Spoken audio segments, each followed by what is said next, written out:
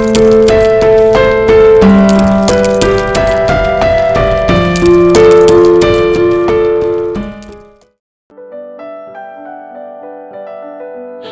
Morning বন্ধুরা, কেমন আছো সবাই?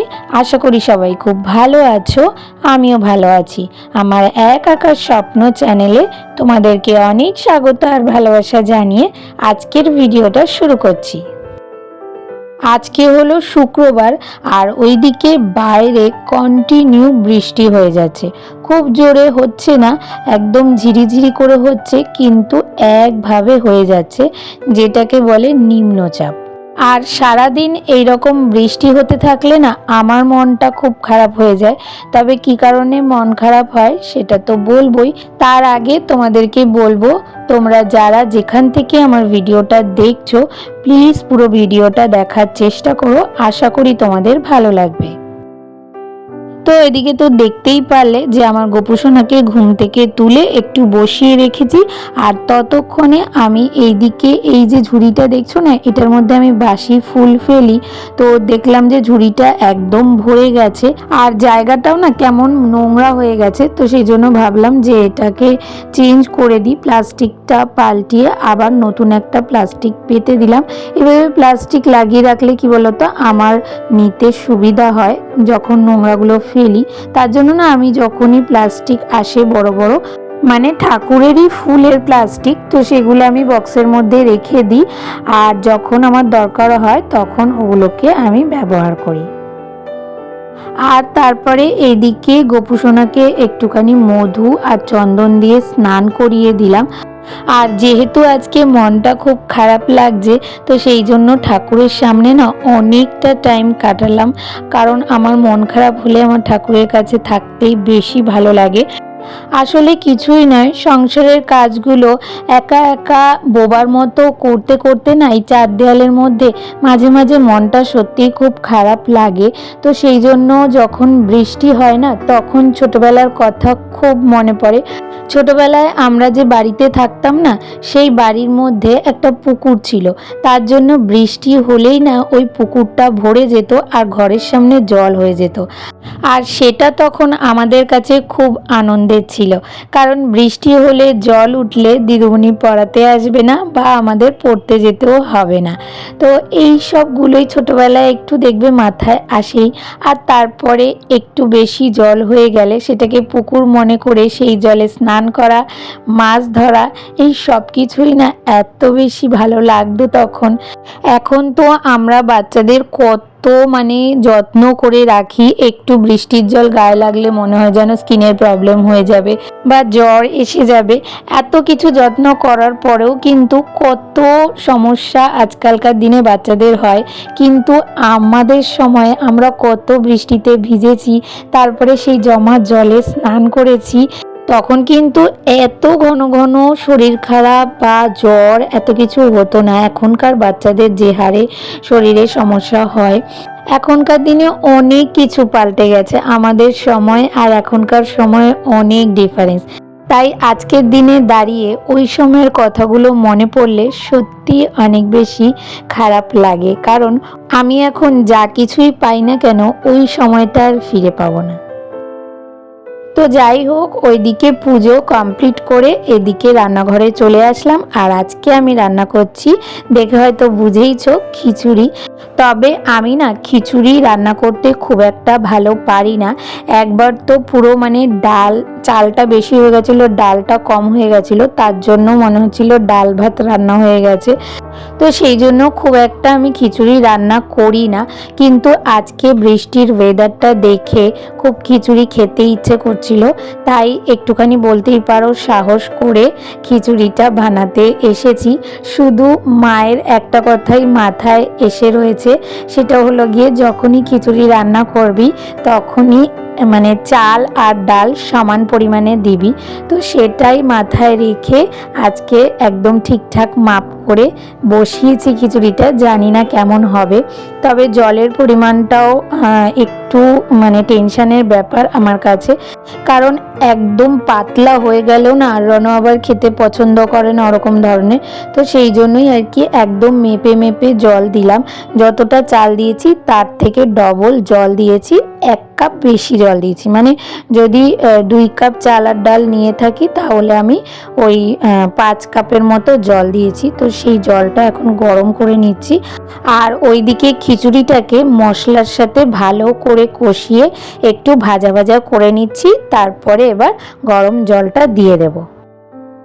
আর খিচুড়িটা করতে করতে না ওইদিকে বোতলগুলো পরিষ্কার করে নিলাম, কারণ আজকে সবকটা বোতল না একেবারে খালি হয়ে গেছে, তাই ভাবলাম বোতলগুলো পরিষ্কার করে একেবারে জল ভরবো। তো এই যে দেখো খিচুড়ির মধ্যে আমি গরম জলটা দিয়ে দিয়েছি, তারপরে আলু দিয়ে দিলাম আর স্বাদ মতো নুন দিয়ে এটাকে ঢাকা চাপা দিয়ে রেখে দিলাম। আর খিচুড়ির সাথে আজকে হবে ডিম ভাজা আর পটল ভাজা। তবে সবারটা এখন ভাজবো না, এখন শুধু রনরটা ভেজে দিচ্ছি, আমাদেরটা পরে খাওয়ার সময় ভেজে নেব। আর এদিকে দেখো ডিমটার অবস্থা, আমি না পোচ মতো করতে গেছিলাম, আসলে পোচের মতো ডিমটাকে ফাটিয়ে তারপরে উল্টে দিলে ডিমটা কুসুমটাও সিদ্ধ হয়ে যায়, ভাজা ভাজা হয়ে যায়। তো সেরকমই করতে চেয়েছিলাম, কিন্তু এটা পুরো প্রথমেই তো ভেঙে গেল আর তারপরে উল্টাতে গিয়ে এরকম অবস্থা হয়ে গেল। তো যাই হোক, যা হয়েছে হয়েছে। ডিমটা নামিয়ে নিয়ে এদিকে পটলটা ভাজা বসিয়ে দিলাম। আর ওইদিকে আয়াত বেঙ্গলি ব্লগ থেকে কমেন্ট করেছে যে দিদিভাই তোমার শ্বশুরমশাইয়ের তো বয়স হয়েছে, তো চিনিটা একটু কম খাওয়াবে, তাহলে না শরীরের পক্ষে ভালো, কারণ ছোট বড় এখন সবাই চিনি একটু কম খাওয়া ভালো, কারণ সবারই তো শোনা যায় এখন ডায়াবেটিস হচ্ছে, তাই বললাম। তো তোমাকে অনেক ধন্যবাদ আর অনেক ভালোবাসা আমার পরিবারের ব্যাপারে এতটা ভাবার জন্য। আমি এবার থেকে চেষ্টা করব, ওনাকে বলবো বা আমি নিজে খেয়াল রাখবো চিনিটা কম দেওয়ার ওনাকে। আর তারপরে পূজা লাইক বলেছে খুব সুন্দর লাগলো, এভাবে এগিয়ে যাও। অবশ্যই তোমরা যদি পাশে থাকো আমি এভাবেই এগিয়ে যেতে পারবো। আর তারপরে মাই মেমোরিজ থেকে দিদিভাই বলেছেন ব্যস্তময় দিনের শুরু, ব্যস্ততা দিয়েই শেষ, শুরু থেকে শেষ অবধি পুরো ভিডিওটি বেশ ভালো লাগলো, ভালো থাকবেন। তো থ্যাংক ইউ দিদিভাই, আমার পাশে এভাবে থাকার জন্য অনেক অনেক ভালোবাসা আমার তরফ থেকে। আর আমি না স্কুল থেকে এসেই কিন্তু খিচুড়িটা ঘি গরম মশলা দিয়ে নাড়িয়ে নামিয়েছি, আর পটলটাও একেবারে ভেজে নিলাম। আর এই যে এখন হচ্ছে গিয়ে আমার শ্বশুরমশাইয়ের জন্য চা পাউরুটি নিয়ে নিয়েছি, তো এটা খেয়ে নিই আগে। আর সকালের খাবার খেয়ে তারপরে রান্নাঘর পরিষ্কার করে অনেকটা টাইম পরে আসলাম। এই যে এখন এখানে না জামা কাপড়গুলো মেলে রেখেছিলাম, আসলে বুঝতেই পারো ফ্ল্যাট বাড়ি হলে যা অবস্থা হয় আর কি, জামা কাপড় মেলার জায়গাই পাই না। বারান্দায় যেহেতু ওই বড় চাদরটা মেলা রয়েছে, তো সেই জন্য না এই জায়গাটায় স্ট্যান্ডের মধ্যে সব জামা কাপড়গুলো মেলে রেখেছিলাম, কিন্তু কিছু জামা কাপড় আর এর মধ্যে হচ্ছিল না, তাই এই সিঁড়ির রেলিংয়ের মধ্যে মেলে রেখে দিয়েছিলাম। তো এর মধ্যে বেশ কিছু জামাকাপড় শুকিয়ে গেছে, তবে কিছু মোটা মোটা রিশানের প্যান্ট যেমন আছে সেগুলোর কোমরগুলো না একটু ভেজা আছে, তো সেগুলো শুদ্ধই আর কি নিচে নামিয়ে নিয়ে যাচ্ছি, কারণ আজকে যে জামাকাপড়গুলো ধুয়েছি সেগুলো মেলতে হবে। তবে খুব একটা বেশি আজকে আর ধুইনি, যে কটা না ধুলেই নয় সেগুলোই ধুয়েছি। আর প্রত্যেক দিন জানো তো এই স্ট্যান্ডটা নিয়ে আমি এইরকমই করি, কখনো ছাদে যাই, কখনো এরকমই সিঁড়ির ওপরে রেখে দিই, আবার কখনো বারান্দায় নিয়ে আসি, মানে এই রকমই চলে। আর ওইদিকে তোমরা বুঝতে পারছো কিনা জানি না, ঝিরিঝিরি কিন্তু বৃষ্টি কন্টিনিউ হয়েই যাচ্ছে, মানে থামার নাম নেই। কি করে যে এতগুলো জামা কাপড় কাচবো, কোথায় মেলবো, কিভাবে শুকাবো, কিছুই আর বুঝে উঠতে পারছি না। আর ওইদিকে খেয়াল করেছো কিনা জানি না, আমার মা এসেছে, একটু আগেই আসলো, তো সেই জন্য রিশান্ত খুব খুশি আর বক বক বক বক করেই যাচ্ছে। আর তারপরে এইদিকে আমি আসলাম এই জায়গাটা গুছাতে, অনেক দিন ধরে না এই জায়গাটা এরকম দেখছি, দেখো কি অবস্থা হয়ে আছে, চারিদিকে ওষুধে ওষুধ। আসলে কি বলতো, কয়েকদিন ধরে না রিশানের শরীরটা খারাপ, ঠান্ডা লেগেছে। তো সেই জন্য বারবার এখান থেকে ওষুধ নেওয়া হচ্ছে, রাখা হচ্ছে। আর তারপরে আমার জিজুও না কিছু ওষুধ দেয় মাঝে মাঝে, তো সেগুলো এনে এনে আমি এভাবেই রেখে দিচ্ছি, গুছিয়ে আর রাখা হয়নি। তাই জন্যই জায়গাটার অবস্থা এই রকম হয়ে গেছে। আর এবার জানো তো, কোনো ওষুধই আমি বাদ দিতে পারছিলাম না। আর সব ওষুধ রাখতে রাখতে দেখছি আবার জায়গাটা ভরে যাচ্ছে। তো সেই জন্য পরে আবার কি করেছি জানো তো, যেই ওষুধগুলো আমার ধরো মোটামুটি রেগুলারই লাগবে বা লাগে সেইগুলোই রেখেছি। আর বাদবাকি বেশ কিছু ওষুধ যেগুলো এখন লাগবে না, পরে লাগবে, ডেট আছে, তো সেগুলোকে আমি একটা আলাদা প্লাস্টিকে করে এটার পাশের যে ক্যাবিনেটটা আছে সেই ক্যাবিনেটটার মধ্যে রেখে দিয়েছি। আর তারপরে দেখো এই জায়গাটা একদম ফাঁকা হয়ে সুন্দরভাবে পরিষ্কার করা গেছে।